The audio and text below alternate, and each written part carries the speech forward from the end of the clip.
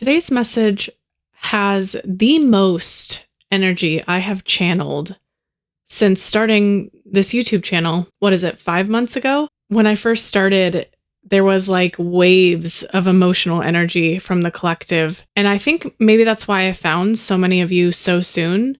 Through that emotional wave, we just found each other. And it feels like that wave is coming around again for a second time. It's been a lot of moments of intense downloads and emotions from you all that I've been receiving. And today's reading is going to reflect a lot of that. From what I see here, from what's being shown to me, what I'm channeling is the energy of Black Moon Lilith is coming through today in all her glory and energy. Lilith is one of my favorites personally as a reader, so I personally love when she comes into my readings. She is our shadow asteroid queen. She represents your hidden aspects, your hidden side, those parts of you that you unconsciously do not accept. She pulls them to the light. And those are the parts that rule your psyche and spiritual attunement. It's what helps you ascend and kind of reflects how tapped in you are to the collective here with me. She's kind of a make it or break it type of queen.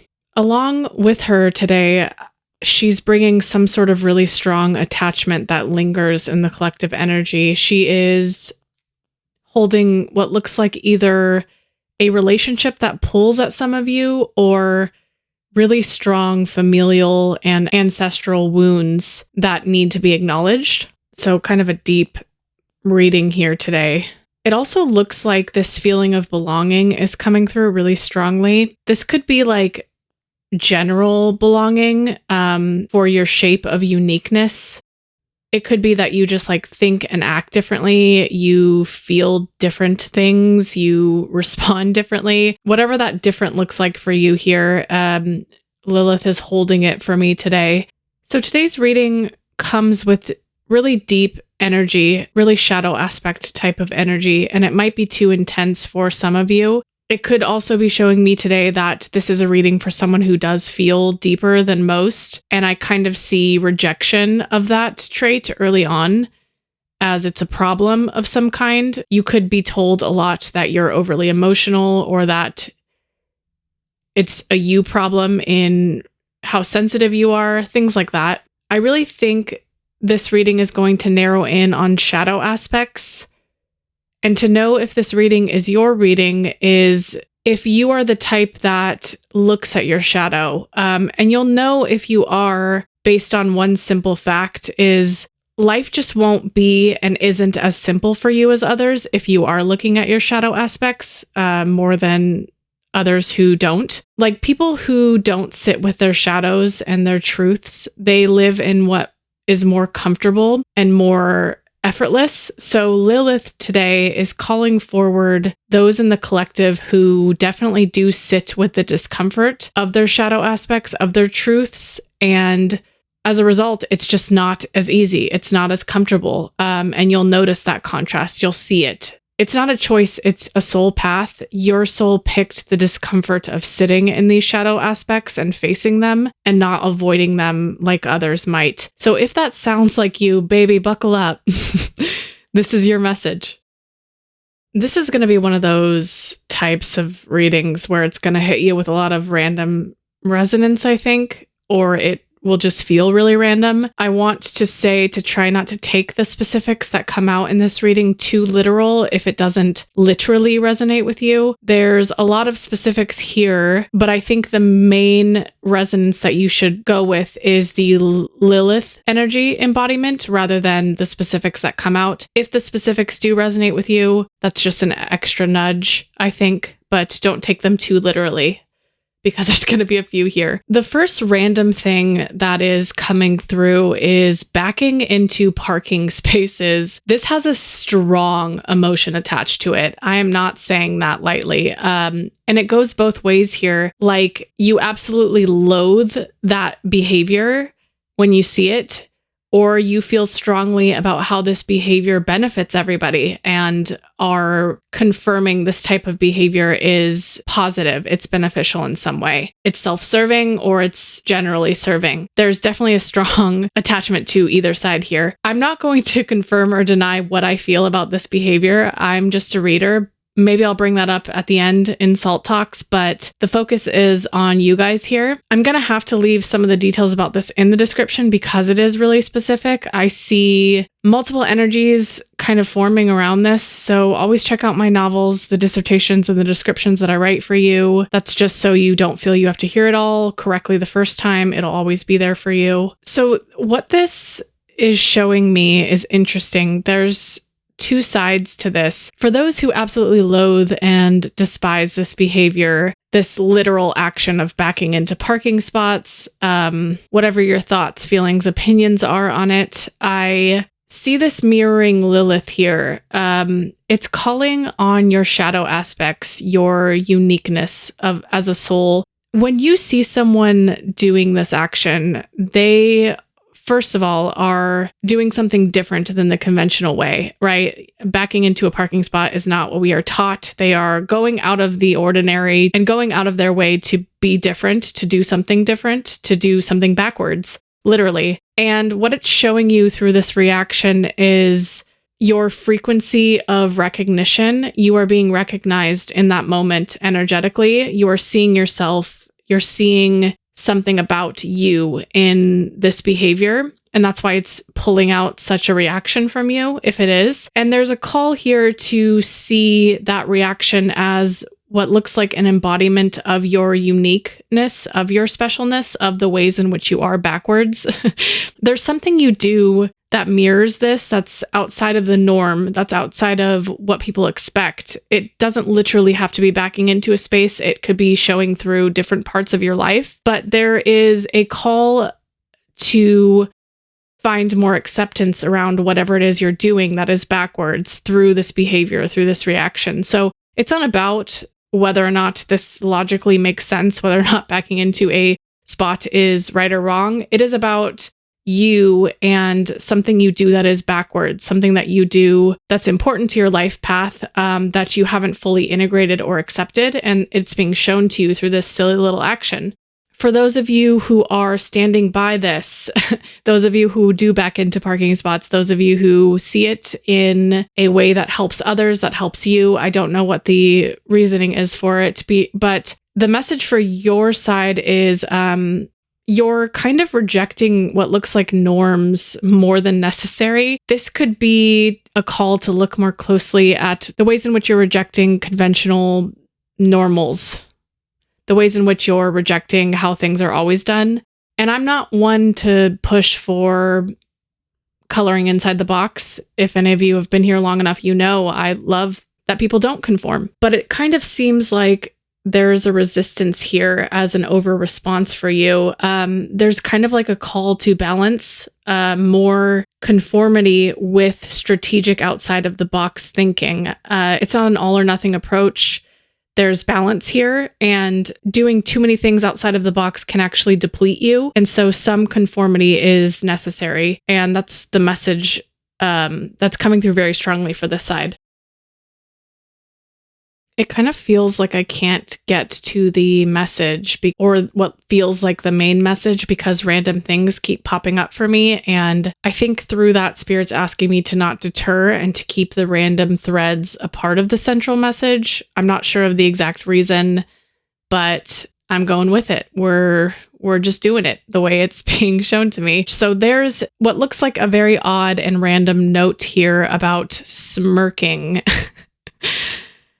And I didn't want to talk about this. I didn't want to bring it up in the last section like I did with the parking behavior because there's a lot more to this message as a whole. And I feel like these odd details, these odd nuances are kind of getting in the way of me getting to that. But it's kind of looking like the symbolism here is the main ingredient. So smirking, what can we say about this? It's kind of coming through like, here's what I'm seeing. And I'll just talk through it here. Someone is walking in public and no one is with them. They are very much alone, but people are around. The public is around. And they're smirking just like they know something, whether it is that they're like listening to music, they're in their own little world, just kind of like smirking. It's definitely main character energy. They are in their own world And what's happening through this behavior, through this energy they're presenting, is people around them are generally curious about them. It's not the energy of someone who's smirking alone and no one is watching. It's definitely like people are curious. Like the smirking is adding to the mystery of this person. They are, in fact, the main character, just as they feel. So I get the sense, even without this, smirking is something either literally you do, or smirking is very important to the general message as a whole for symbolism. So literally, you could do this. You could be in your main character energy quite often. This could be something you do. You walk alone and you feel that energy you're radiating is mystery, and you notice people are drawn to it. It's almost like you're feeling everybody's interest in you. You're embodying that full mystery in that way. You know what you're doing. It's kind of cool.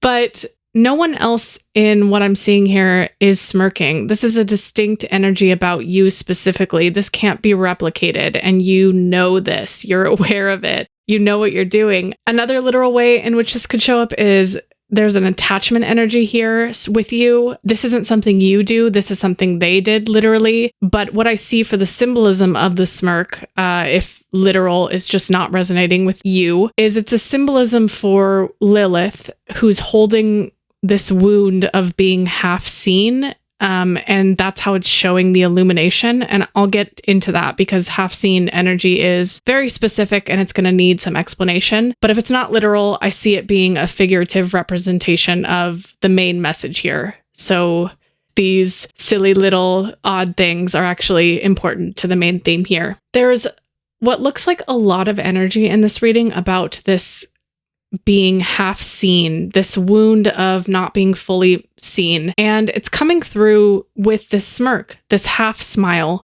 This is like a smile that doesn't reach your eyes.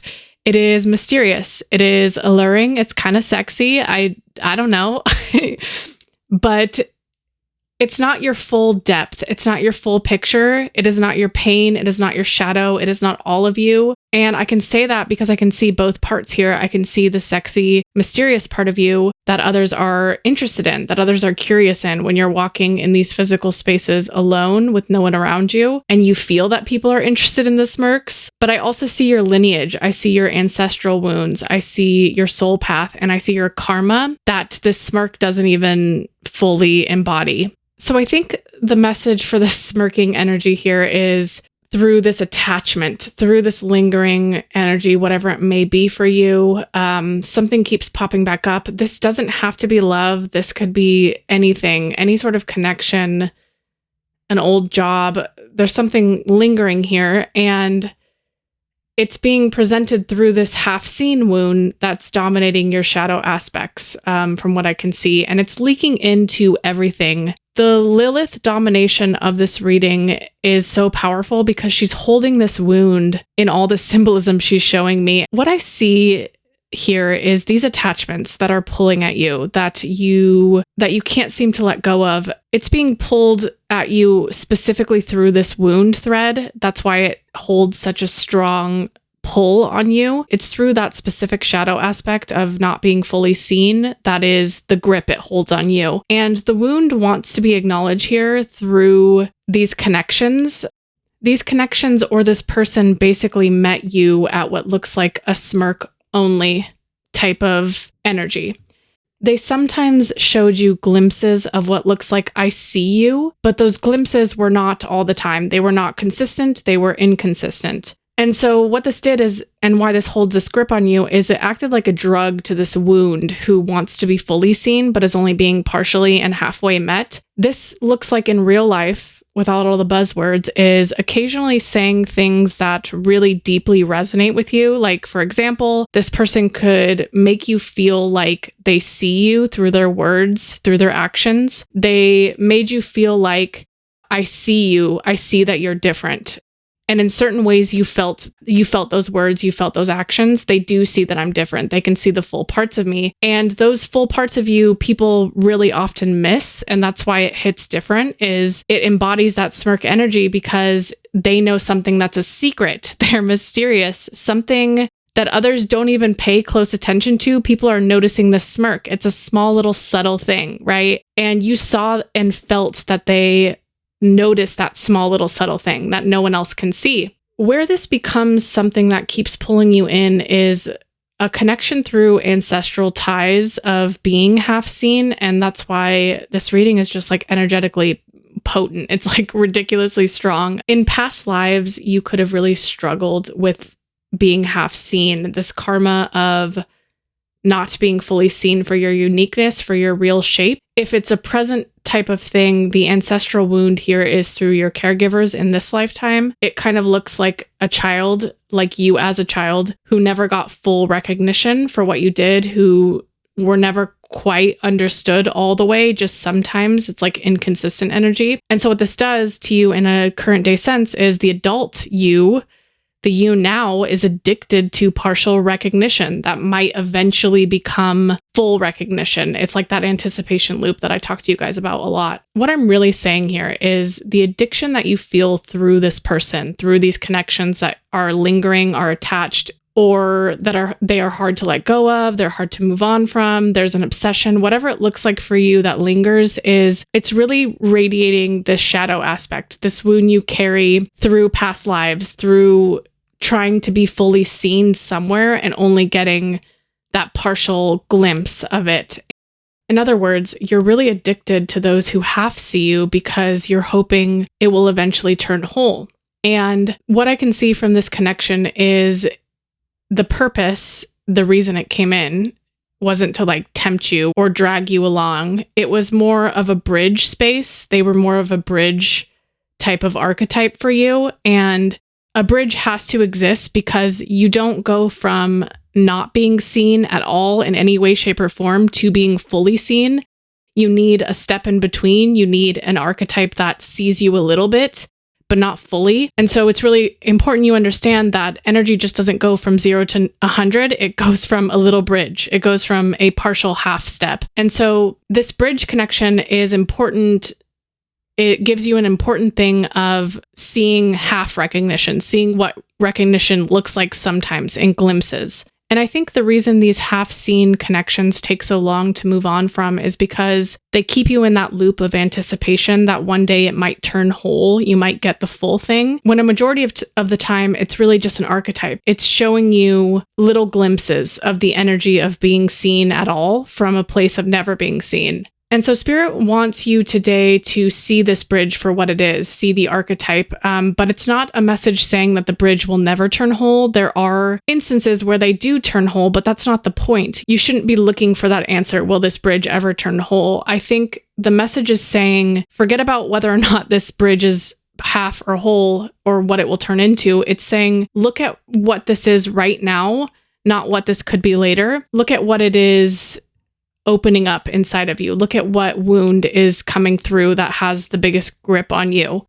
You maybe don't realize this, but there are ways in which you are replaying the times in which they did see you, those partial glimpses of being slightly seen. And the confusion, the danger here is because you don't have a reference point to being fully seen, you might become confused by partially being seen as, okay, this is as good as it gets. And so there's a danger with bridge connections because you don't have a map, you don't have a guide, you don't have a reference point of being fully seen. All you know is not being seen at all. And so when you're replaying these moments of when they did slightly see you and you don't have a reference point of being fully seen, it can cause you to be stuck in that loop, like either wanting to go backwards or wanting to stay on the bridge. The people that get stuck on the bridge, on these bridge connections before getting to the final destination are the ones who are kind of scared of that unknown, of that place without a reference. It's really about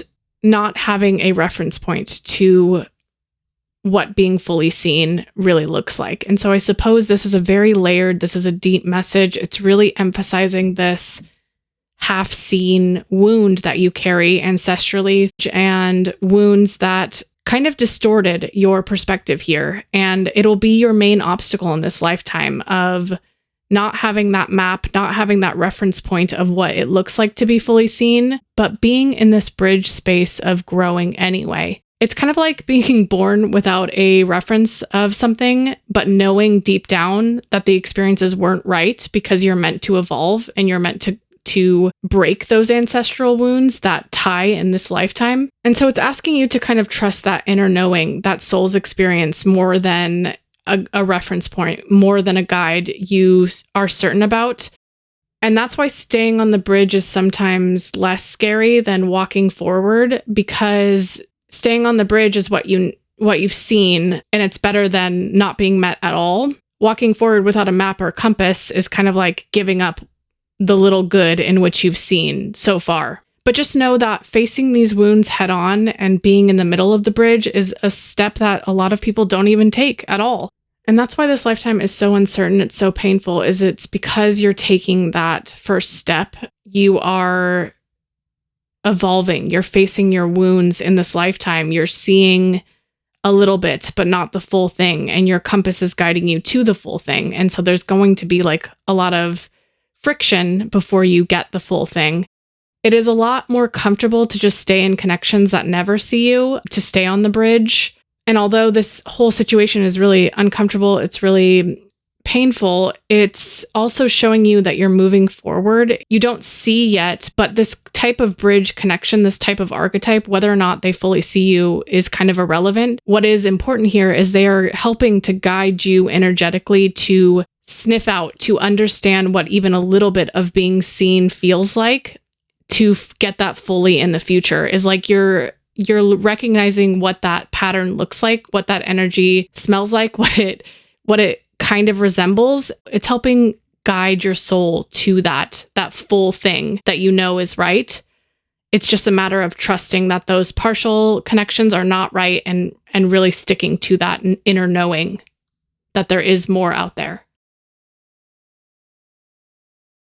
Welcome to our third Salt Talks. This is a thing now. It is even branded. It's real. It's happening. It is alive.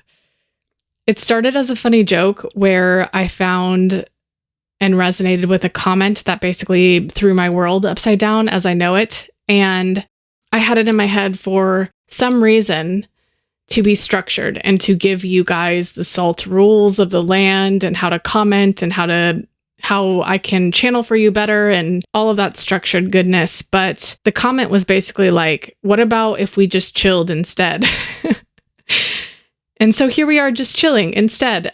Think of it as my comment to you, my response back to you, because all of you give me so many beautiful things, so many feelings about you. I get to see and feel into you, and it's only right to reciprocate that love and have you feel into me in some way, shape, or form. What do I want to say? What do I want to say?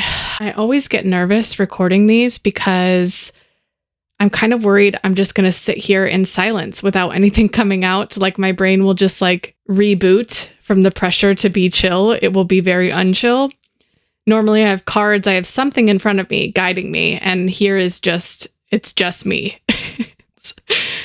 Here's a good one. Okay. So I get a lot of people, well, maybe this won't be a good one. I actually don't know. I get a lot of people that try to guess my astrology, my Myers-Briggs, my personality type, I'll say. I guess I could share a little bit about me if you're interested in those types of labels or those types of shapes and containers. Hopefully that doesn't make some of you feel a certain type of way. I would hate if you had a preconceived notion about a certain sign or type. I'm probably a way cooler version than whoever you've experienced that gave you that bad feeling, if you have any. I am an INFJ-A, which is the assertive type of an INFJ. And I'm amazed because some of you guessed that. Actually, a few of you did. And it kind of felt like you could read my energy just like I can read your energy. It was kind of a cool experience. I've never been in a circumstance like YouTube where that could happen. I'm also an Enneagram 8 for whoever is curious. I am a Virgo sun, a Gemini rising, and a Scorpio moon. For those who want my big 3, do with that what you will. Please don't make assumptions. What else can I share so you guys feel close to me like I do to you? La la la la la. It's a thinking music. Okay, here's a good one. I could talk about why I don't show my face. I get that one a lot too. I think it's cool for you guys to hear my intention, my thoughts. It was a super intentional choice, although I can kind of see how it could be perceived differently. It could probably look like low effort or shyness or a lot of different things, I think. The YouTube robots definitely see it as low effort content. It just depends on how you're perceiving it and what you're used to, what type of content you normally view. But the main reason for this intentional choice was, well, firstly, I'm called here on a very specific mission in what I'm guided to specifically serve you with. So that plays a big role in how my content forms. But for me personally, it was really a choice to create a space for you more than it has anything to do with me and my feelings and my perspectives. It does kind of a couple of things. When I remove my face, when I remove what you can see of me, it kind of removes the ego from the message. The message is not about how I look, anything about me, how I sound, although some of you do like my sounds, which I'm surprised about, but it really has nothing to do with me at all. And that's why I kind of paused at this casual outro vibe in the first place, but thinking more about it, the reciprocation aspect makes more and more sense and feels right. My messages are a space for reflection of you only, and it's very important it stays that way. I'm here devoted to give you a space to see yourself clearly, to be a space in which you can, maybe for the first time for some of you. And while I don't have anything against readers who show their face, in fact, I do kind of see some benefits of the face showing. I think it kind of gains more trust. It is a way to reach better, to create a wider pool of people. Whatever their reason is, I don't think bad of these types of readers or this method. I think it takes a lot of bravery, especially because people online will ridicule and criticize even me, a faceless being. So I can't imagine what it's like to put what you look like out there. That must be a whole other animal, a whole other thing. I guess the reason I'm saying this all to you is I want you to know it was an intentional choice to remove myself from the messages for you. This space is really all about you. I want to create that space where you have room to actually see yourself in. And I think putting myself, my face into the equation kind of makes it more difficult, because then you're focused on me, what I look like, all sorts of distracting things that can come from that. I am curious to know what you guys think about that, what you think about trusting readers. Do you feel like showing their face helps you trust them? I actually don't think it's very common for readers to not show their face. So maybe I'm talking about something that isn't even really developed on YouTube, or it's more of like a podcast format, right? In general, I would just love to hear your comments, your thoughts, your opinions on it. What was your feeling when you first came upon my channel? Did you think it was weird? Did you love it right away? Let me know.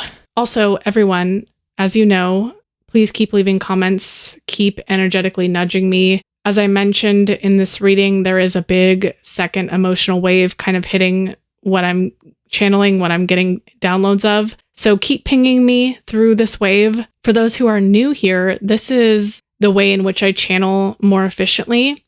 If my reading was insanely detailed for you, it is because of the effort I go through to protect the energetic nudges and the communication in this space with you here. I take communication energy very seriously. I protect that through the ways in which you reach out, through your comments, through your emails. These are basically like energetic nudges for me to feel what message you may or may not need at this time. Remember, this is kind of important. It's not like a line.